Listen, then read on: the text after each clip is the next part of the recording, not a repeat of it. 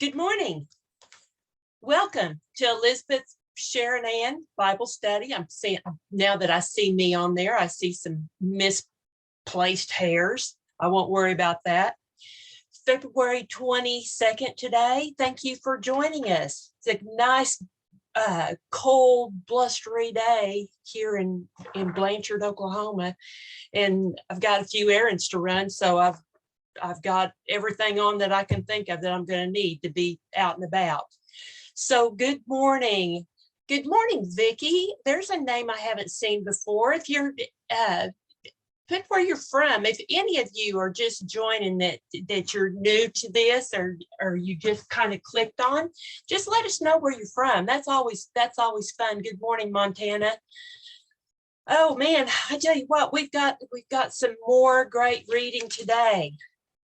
But I also tend to forget this. Put your prayer request in there so we can pray for you. And your praise reports would be great. Also, like this page on Facebook, and like I said earlier, put a text in there so we can chat with you now or even later. And go into YouTube and like and subscribe to Elizabeth Sharon Ann on YouTube. All right, I got to start out with my little devotion today. I think it's just so pertinent today with all of the stuff that's going on around the world, and it's a little makes us uneasy whenever we hear about wars and rumors of wars. I think we've read that in the Bible. Today, and this is from Jesus Listens. It said, I need to practice trusting you during the quiet days when nothing much seems to be happening. Then when storms arise, my faith balance will be sufficient to get me through those tough times. Please remind me to affirm my trust in you silently, in whispers, in shouts, and in songs. This practice glorifies you and keeps me close to you, enjoying your peaceful presence. And if you look at Isaiah 26:3, it says, you will keep him in perfect peace, whose mind is stayed on you. Oh, and then I got to read 4. Trust in the Lord forever, for in Yah, the Lord is everlasting strength. Isn't that awesome? Had to add that to today. So here we go back into Leviticus. Leviticus 13. As I was reading through this and studying, it's all skin diseases, and as we look to about the cleanliness and defilement, and we read about the foods that you should eat and all of that kind of stuff, and we get to this, and of course you get to read this whole thing today.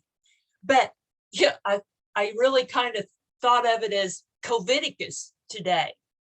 Because look at they had fear in this because, first of all, they didn't want to spread a disease throughout the whole community.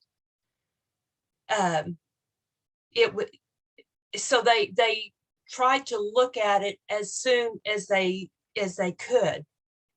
And so some of my notes, but before I get to my notes, I'm going to read the first part. The Lord said to Moses and Aaron.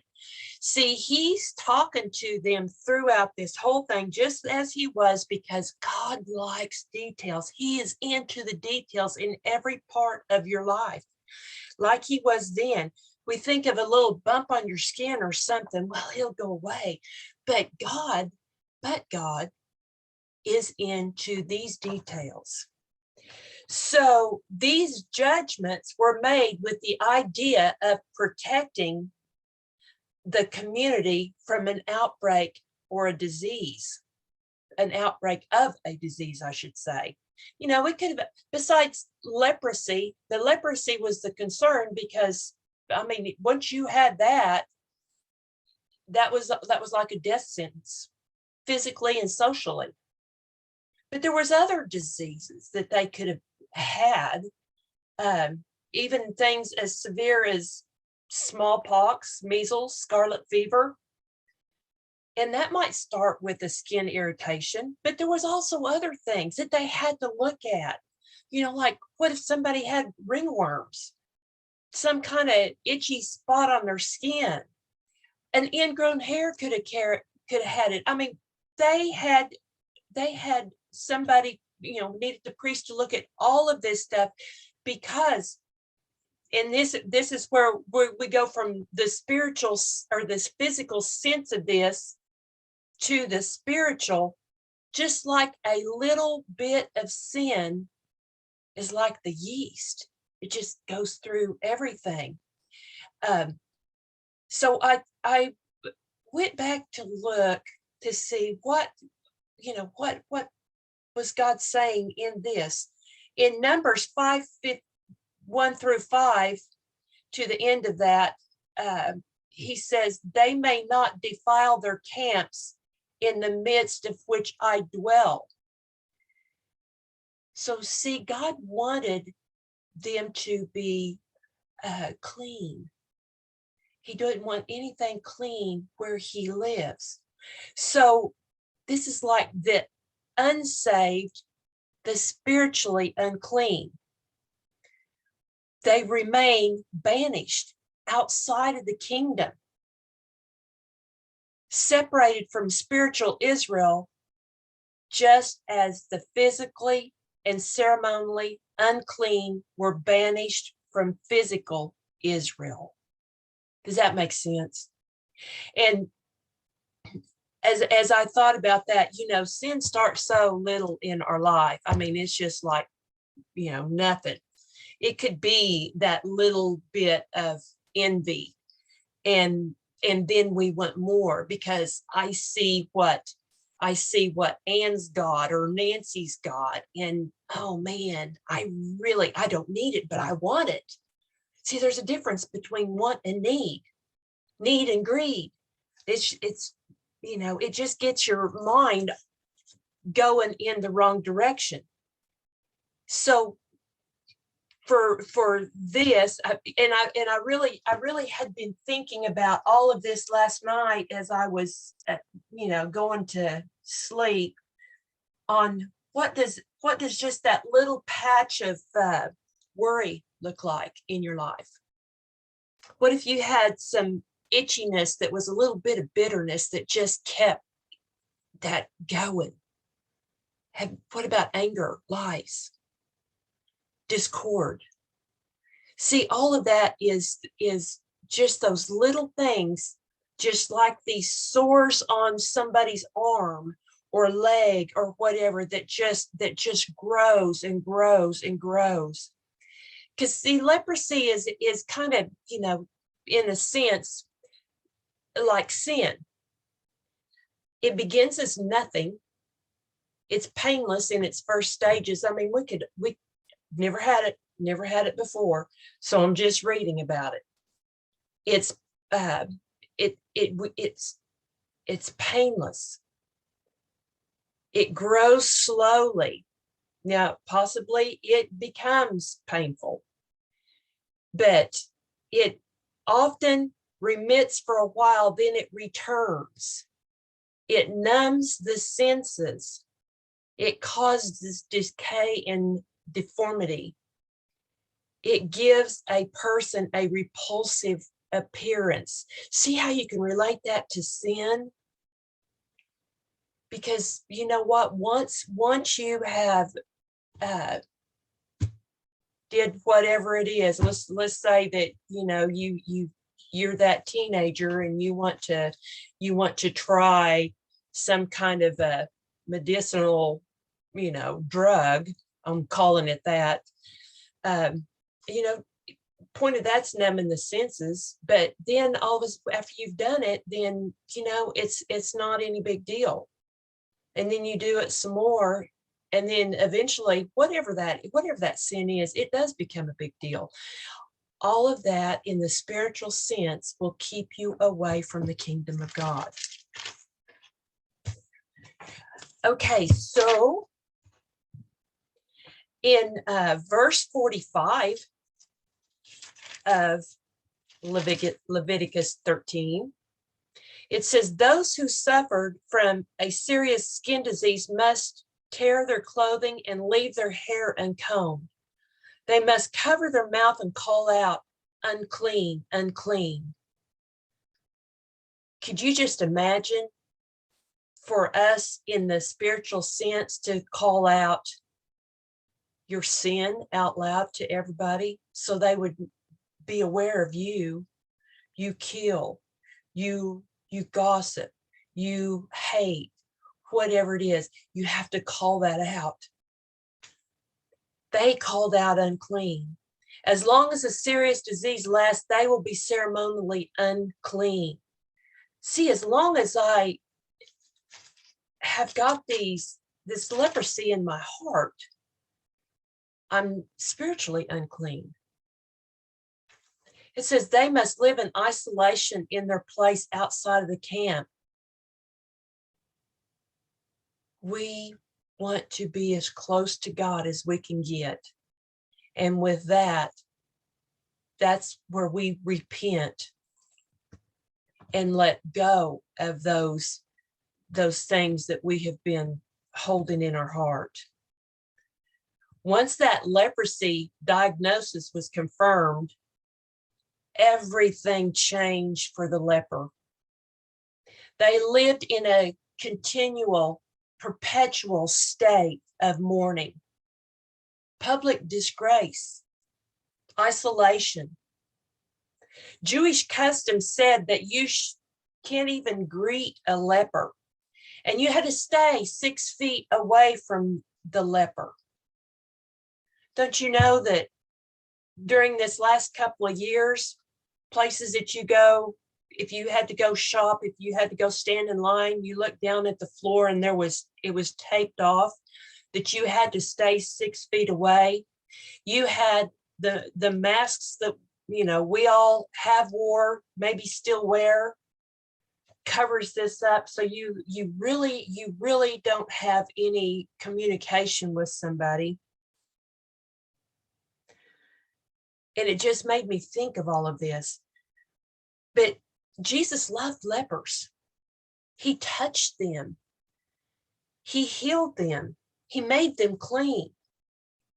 Sometimes they just said, Jesus, just make me clean.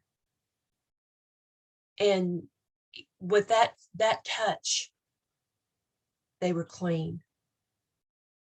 In the Old Testament times, leprosy had a broad definition, and it could be included in some forms of mold or fungus. So we look into their clothing. We see that, there was times they had to burn stuff. And what have you got that you probably need to get rid of today that might have something unclean in it? Is that a magazine? Is it a book? Does it have something in it that, maybe at one time intrigued you and made you pick it up and start reading it, but now that you have changed and you want to get as close to the kingdom of God as you can, you've decided that maybe that magazine or that book or that show or whatever you're watching or looking at online is unclean. And you need to get rid of that too. Okay, Mark 6, 1 through 29. Jesus left that part of the country and returned with his disciples to Nazareth, his hometown. The next Sabbath, he began teaching in the synagogue, and many who heard him were amazed. And they asked, where did he get all of this wisdom and the power to perform such miracles? They scoffed. He's just a carpenter. Oh my goodness, if we could only just be a carpenter like Jesus. We're just, yes, and we're spiritual lepers until we're born again. He was just a carpenter. This was a way of pointing out that he had no formal training. He hadn't been to, any theological school. He hadn't done anything official like everybody else had. But you know what? God's a builder. He knows how to build in everything in our lives. These people called him Son of Mary. And that was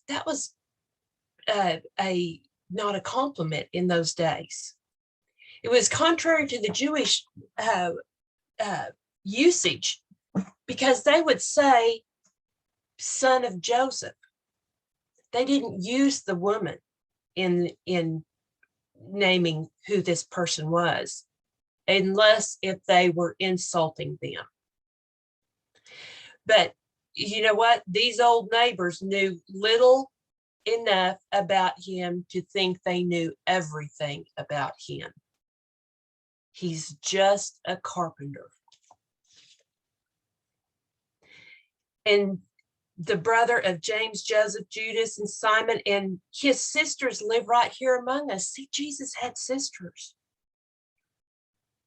And they were deeply offended, and they refused to believe him. See, we don't have to be honored or respected to be useful to God. If people who knew you don't respect your Christian work, don't let their rejections keep you from doing his work. You're on a mission. You have things to do in the kingdom. So Jesus told them a prophet's honored everywhere except his own town, among his relatives and his own family. Are you able to talk to your family about Jesus? Are you on the same page? Some families are not. So, the beliefs, just like the political parties, can split that table right down the middle. Well, so can religion. And verse 5, and because of their unbelief, he couldn't do any miracles among them except to place his hands on a few sick people and heal them. Remember what we've read in earlier, that he healed many. They all wanted to come to him. But at this point, this wasn't the case.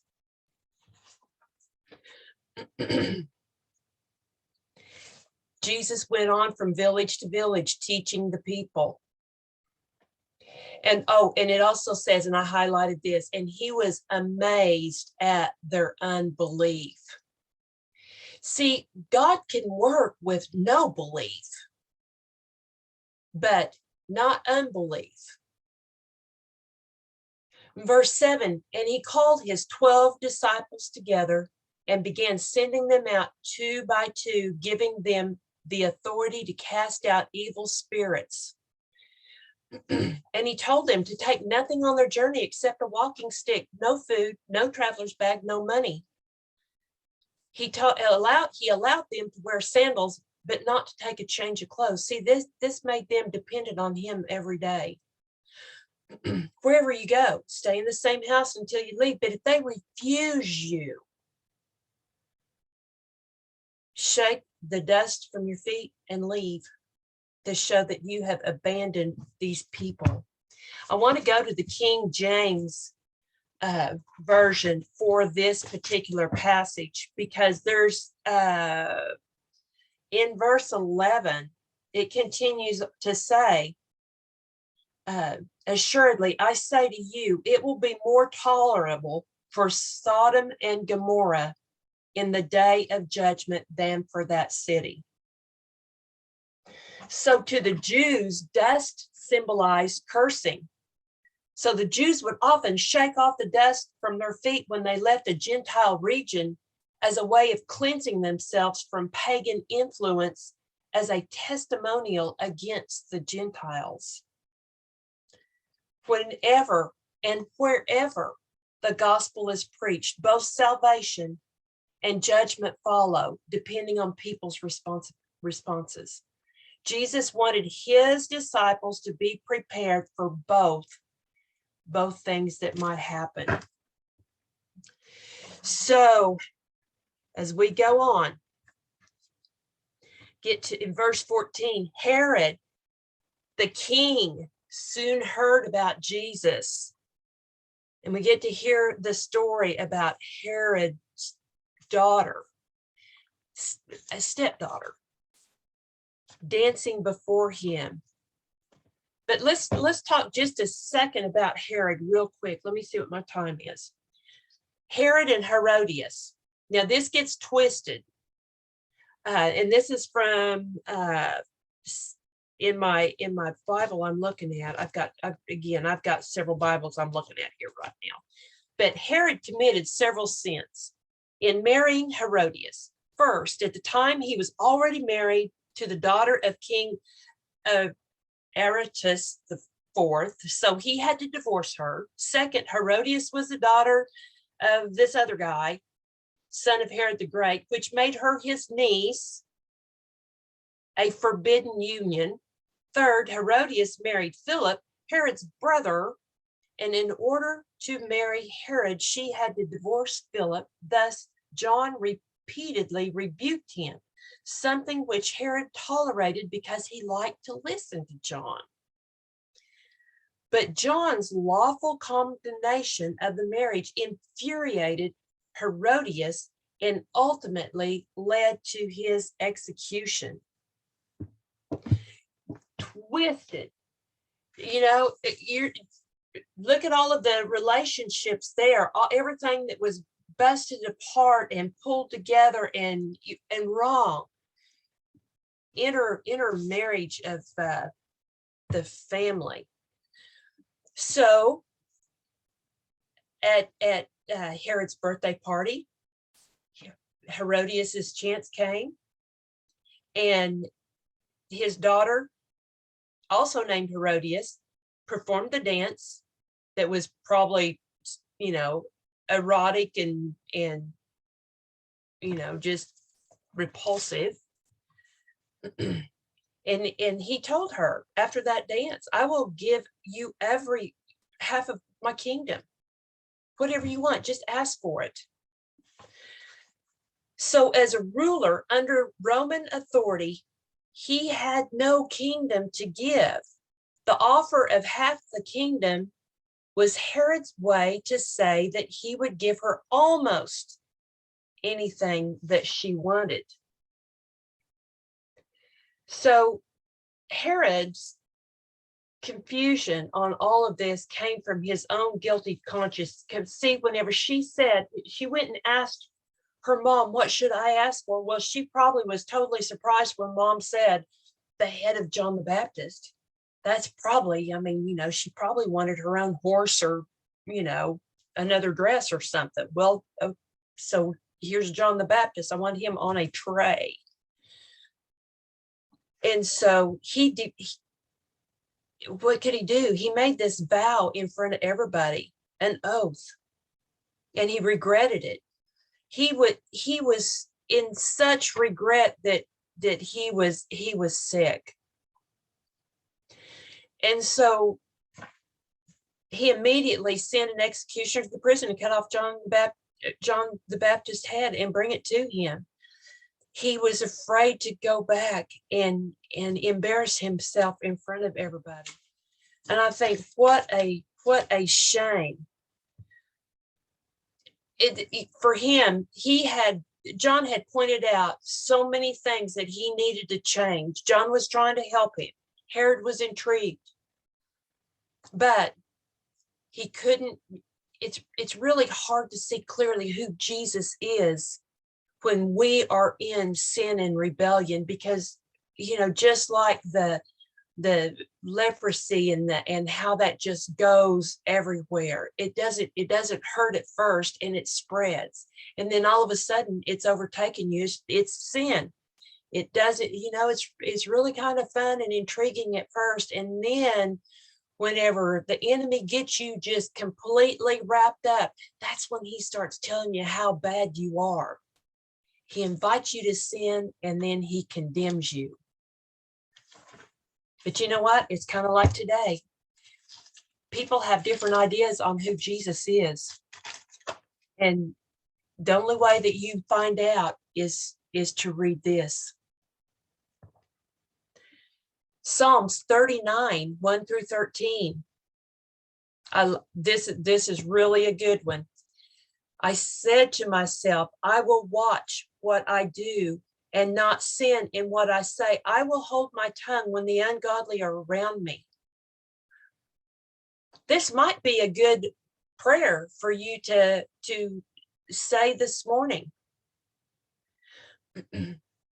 When you get your mind set early on how you're going to handle the day, it makes a difference. It makes a difference. We all have complaints. We all have, that person in our workplace that just drives us nuts. These people situations that just, makes you just want to, kick the wall. But complaining to others, is going to just make them think that God can't take care of us. Like David, we should take our complaints directly to God.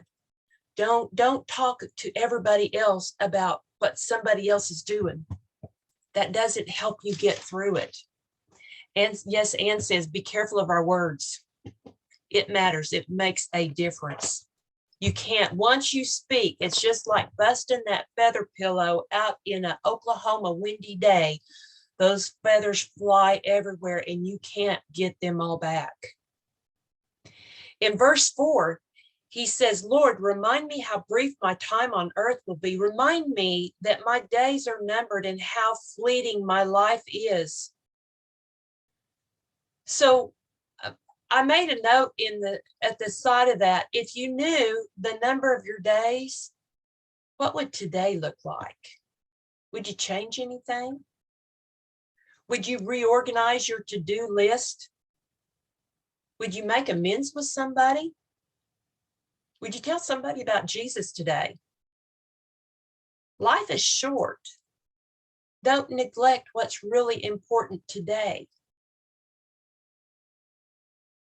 In verse 6, we are merely moving shadows, and all our busy rushing ends in with nothing. We heap up wealth, not knowing who will spend it. And so, Lord, where do I put my hope? My only hope is in you.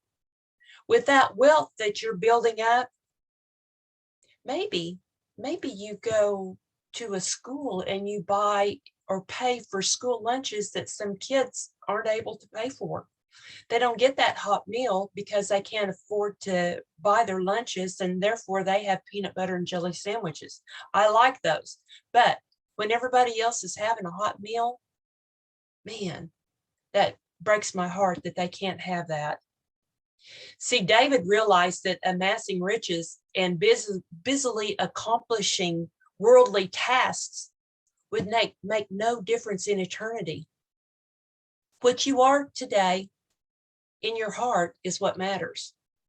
It doesn't matter about anything else.